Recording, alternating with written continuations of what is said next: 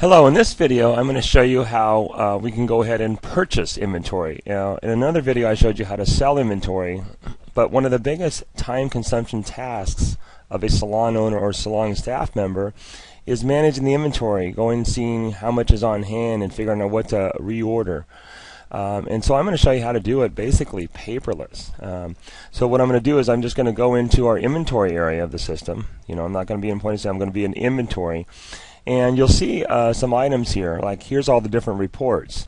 And one of the things I'm going to do is I could go through and run an item below inventory stock status report by vendor, okay? And what that will give me is it'll show, each vendor. I could select a range of vendors. I'm just going to show this one vendor right now for the purpose of this demo. And it shows me that, I've got, 2 in inventory and I like to stock at least 3. And so, it's time to reorder it. So a lot of systems, you have to go print out this report, mark up all this. That's really, a lot of waste of time and waste of paper. So what our system does is it automates it. And let me show you how. What we're going to do is go into the inventory. Instead of wasting our time with the report, let's just go right into purchase orders, okay? I'm going to click on purchase orders, and then I'm just going to pick a vendor name, okay, wholesale salon supply, and I'm going to go ahead and click on check stock, and it's going to show me all those items that vendor, that I'm stocking for that vendor, that need to be reordered. And so what I can do then is I can just merely click add to order.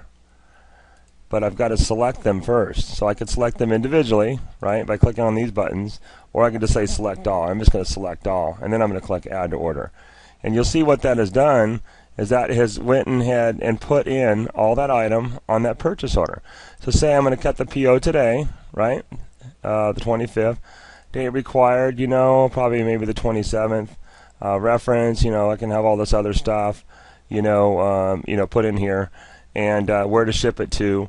And then what I can go ahead and do is I go ahead and print that PO. Now this is kind of nice.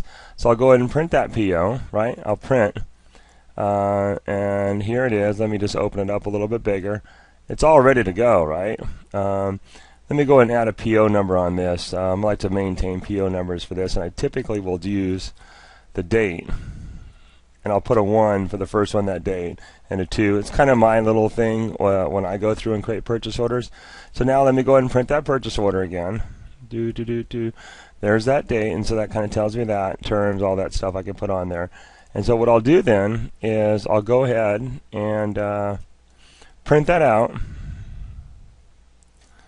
print that report, and I'm just going to take that and I'm going to go right to a PDF file.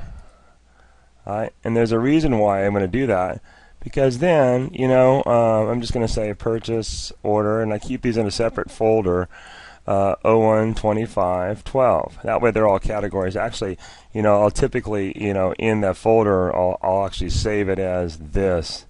I'll go 2012, 0125. That way they all sort, and I can quickly see what's going on, and usually we'll just put the abbreviation of what vendor I did that from. So I'll go ahead and save that, all right. And so now I can just go ahead and email that PDF file. Now I could also done something else too. We have a button up top where I can just quickly send it, right through email. I like to keep a copy, in there, and so right here. Here's that purchase order that's in a PDF file, right? And everybody takes PDF files. So I can quickly just go ahead and, send that, email that PDF file. And then that's kind of nice that it does that. So that pretty much automates that entire task. So I can go back in here and I can list my purchase orders. I want to save my changes, yeah. Let me see if I didn't click something at the bottom. Yeah, I want to go ahead and save my changes. I didn't click save. And so now I can go ahead and email that, and then I can at any time I can check my history. I can find it by PO number. But then say fast forward another week or so, inventory comes back in. Here's what's pretty nice about that. Now I'm just going to use the inventory function to receive the inventory, right? Now you think you'd have to go through every single thing that came in there.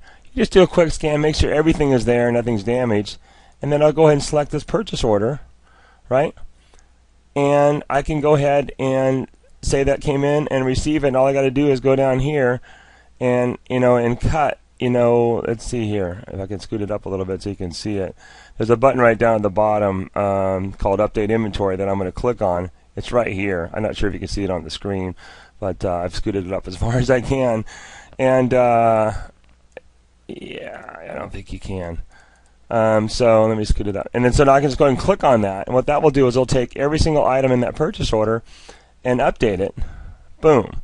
So that's done. So now if I go back over into inventory, right, and I pull up those items, right, you can see that they've been adjusted. And it's just a huge time saver. That's managing of inventory, scanning the barcodes when you check people out. But then the purchasing part, this purchase order module is included. So that, that's like a whole other area that's often ignored. You want to be able to manage your purchasing of your products and the stock on hand, because that is like a whole job in itself.